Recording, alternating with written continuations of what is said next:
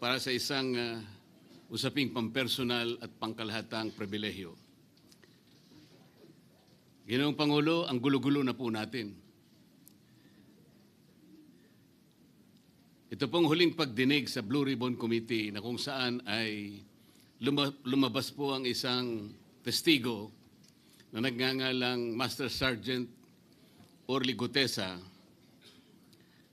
Ako po ay nabansagan na kulang po sa kortesiya. Para sa akin po ay hindi po tama na nagpapasaringan po tayo ng ganun. Iisa po ang ating layunin. Hindi po tayo magkakalaban sa layunin na matuntun po natin ang pinaka-problema kung bakit nasadlag po ang ating bansa sa ganitong kalagayan. Hindi ko naman po kasalanan ako po'y hanapin ni Sergeant Gutesa. Hindi ko po siya kilala eh. Hindi ko po kasalanan kung ako po ang hinanap niya at hindi iba. Nung pong makita ko po yung kanyang salaysay, ang sabi ko lamang po sa kanya ay, kung malakas ang loob mo talaga at naniniwala kang dapat mong gawin ito para sa iyong bansa, dalawa lang ang pwede mong gawin para sa akin.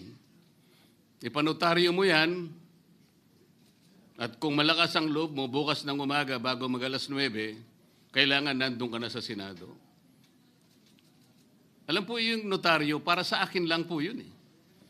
Gusto ko lamang siyang testingin kung talagang totoo nga ang kanyang mga gustong banggitin. Ang pinakamahalaga po ay haharap siya, tatayo, at susumpa sa kalagitnaan ng pagdinig. At doon ay pakikinggan natin. At doon ay sama-sama natin siyang i-interpolate. Tatanungin. Nakita naman po ninyo kung paano niya sinasagot ang bawat tanong. Walang pag-aalinlangan. Siya lamang po ang natatangi na testigo na kumonekta sa pangalan ni Saldico at Martin Romualdez. Wala nang iba. Ngayon po siya ay naharap sa napakaraming pasaring din. Bakit po ako ay walang kortesiya? Hindi po ba ako ay humingi ng panahon sapagkat hindi ko naman po alam kung talagang darating siya nung araw na yon, kaya hindi na po ako nagsabi. Gusto ko talagang paniwala ang darating siya. Dumating nga po siya, kaya ko siya inilabas. Pero kung pag-uusapan po ay kortesiya, balikan po natin ang mga nangyari. Nung ako po ay chairman pa ng Blue Ribbon Committee, nagkaroon po ng pagdinig. Unang pagdinig ay August 19, 2025. Isang araw bago po nagkaroon ng pagdinig ang Blue Ribbon Committee, ang ating pong kasama, si Senator Lacson, ay nagkaroon po ng posting. Sa Twitter po yata ito, hindi po ako sanay dito eh. Babasahin ko po, August 20, 2025. The Senate Blue Ribbon Committee hearing yesterday is akin to the cart going ahead of the horse. Had the cart waited one day, it would not have missed the details of the truth about the many substandard ghost projects and more that will be exposed in my privileged speech today. Yun po ba ay courtesy din? Sa akin pong palagay, hindi dapat po nagkaroon ng ganitong pagpapasaring. Alam ko po ba kung sino-sino ang tatayo para mag-deliver ng privileged speech? Matagal ko na pong sinabi noon kung kailan po ang pagdinig. Wala po akong itinago. Ngunit kung sasabihin na kung naghintay kami ng isang araw, ay mas marami pa sanang mga detalye at katotohanan ang naihayag. Hindi po ba sinabi ko sa inyo noon, mismong Pangulo ng Republika ng Pilipinas ang nagbigay sa akin ng USB na nandun po lahat ang mga proyektong pinaghihinala na ghost projects. Ayaw ko lamang pong ilabas ng isa-isa sapagkat sa aking pagkakaalam noon, Ginoong Pangulo, mali din po yung binigay na mga coordinate sapagkat ang pinagbasihan nila yung MYPS, hindi yung PCMA, na palagi ko pong binabanggit. Sa mga kapatid, kahit na po yung mga binanggit na projects ng ating kasama, salig po sa mga maling coordination. At saka konti lang, pinili lang. Nagkataon lang po maganda nga talagang pagkakapresent sapagkat kulang na lang po yung cinematography at saka screenplay. Kung meron pa lang sanang sound effects, baka nandun yun. Huwag po sana ganun magpasaringan tayo. Iisa po ang layunin natin dito. Yung matukoy natin kung sino ang merong utak dito. Na ngayon po ay unti-unti na pong naihayag. Sino bang natatakot kay Martin Romualdez? Marami po siguro dito sa kapulungan ito. Pero hindi ako natatakot kay Martin Romualdez.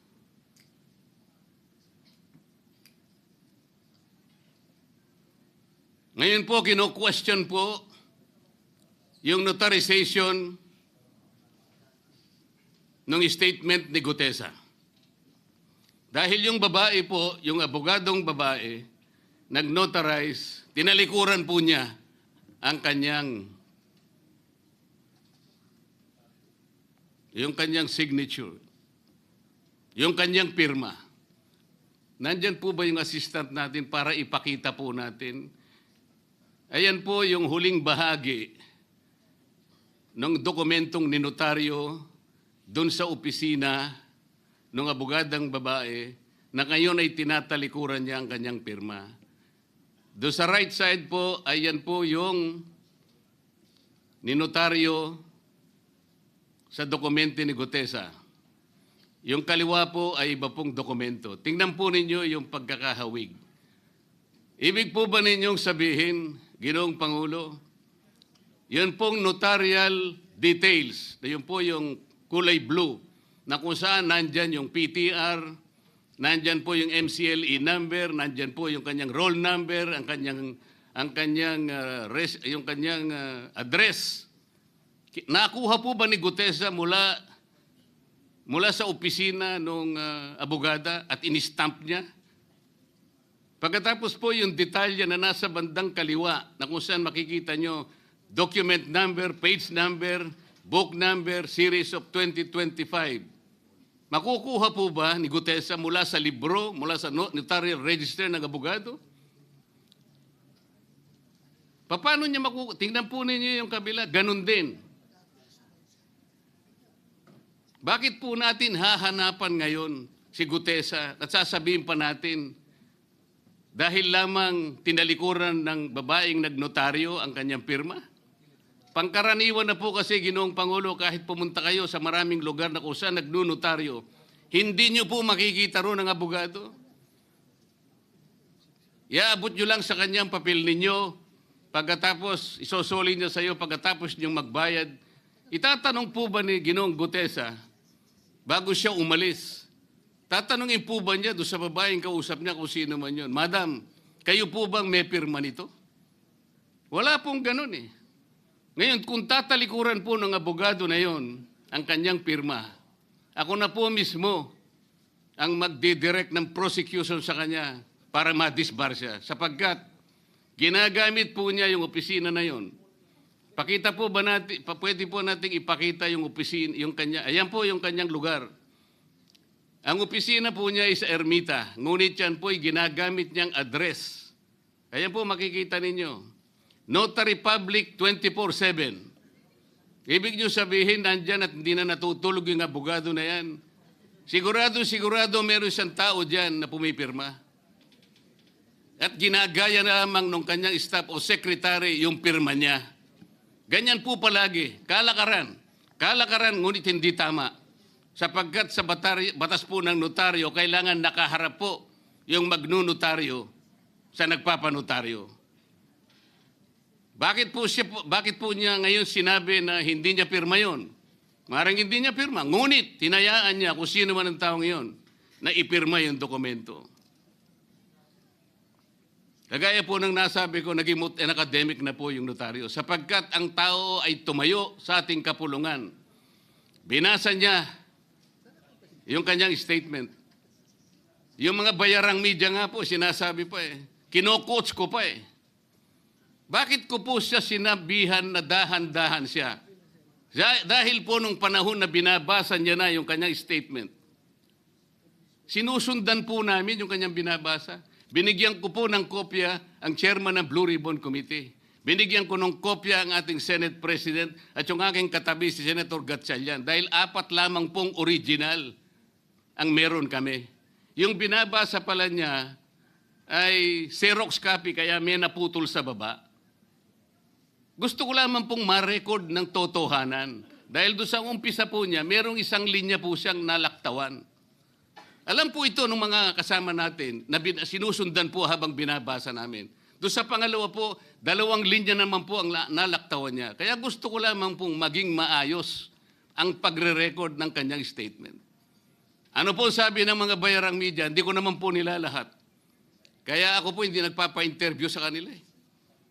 Alam ko po ang karakter ng ating media ngayon. Nakakaawa na po ang kalagayan.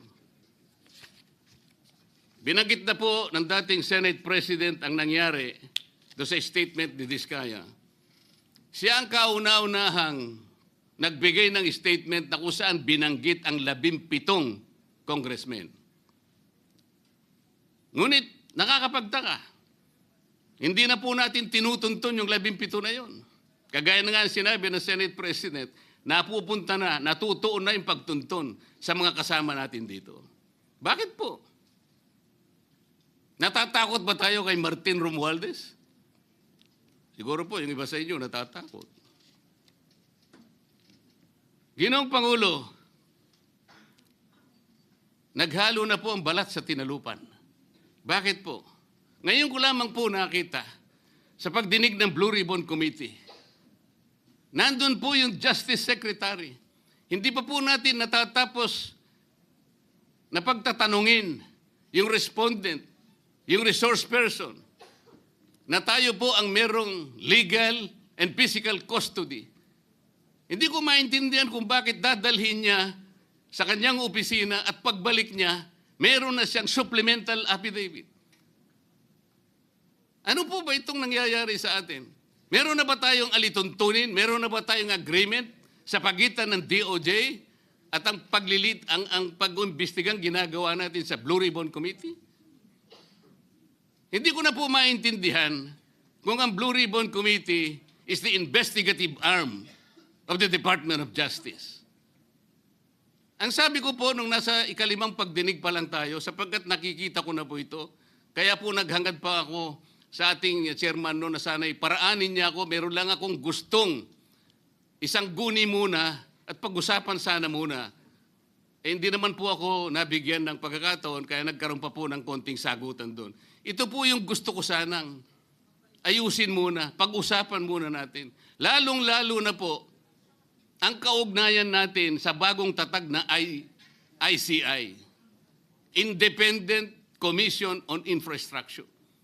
Ano po bang ugnayan natin dito? Hindi po ba tayo mag-uusap muna? Hindi ba tayo gagawa ng regulasyon muna? Meron po tayong mga doktrinang isinasaalang-alang. Nasaan na po ang institutional boundaries? Nasaan na po ang separation of powers? Nasaan na po ang system of checks and balances? Di ba natin isasaalang-alang ito? Dadalawang tao lamang po ba ang mamamagitan sa pagitan ng mga institusyon na ito? At mawawala na po kami sa picture?